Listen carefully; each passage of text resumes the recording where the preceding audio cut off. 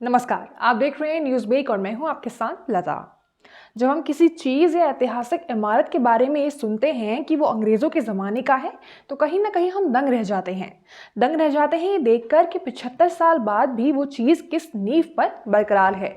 दंग रह जाते हैं ये देखकर कि उस चीज़ को अंग्रेज़ों का उत्थान माना जाए या उन खून भरे अश्रुओं में कटे 200 वर्षों की गुलामी का स्मारक। अर्थात दंग रह जाते हैं देखकर कि कैसे हम भारतवासी उन चीज़ों या इमारतों को अब तक सहेज कर अपना बता रहे हैं।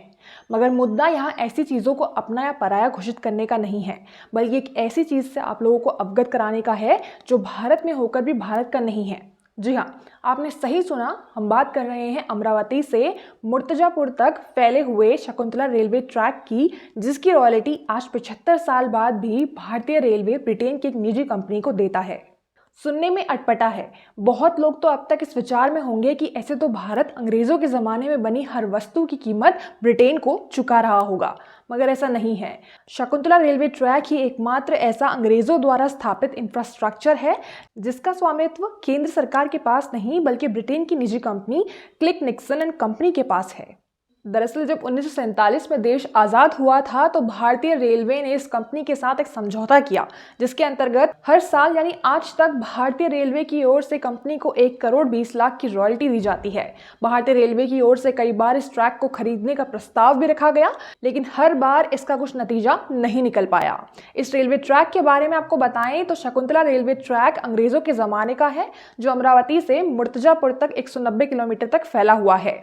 वहीं इसके इतिहास को जाने तो चूंकि अंग्रेजों के ज़माने में अमरावती में कपास की खेती होती थी, तो ब्रिटेन के क्लिक निक्सन एंड कंपनी ने इस रेलवे ट्रैक को बनाने के लिए सेंट्रल प्रोविंस रेलवे कंपनी की स्थापना की, जिसके बाद ट्रैक बिछाने का ये काम 1903 में शुरू हुआ और 1916 में समाप्त। जिसके बाद कपास को मुंबई पोर्ट पहुंचाने के लिए इस ट्रैक का इस्तेमाल होने लगा। जब ये ट्रैक बना तो यहाँ शकुंतला पैसेंजर नाम की एक ट्रेन चलती थी, जिसके बाद ट्रैक का नाम भी शकुंतला रेलवे ट्रैक पड़ गया।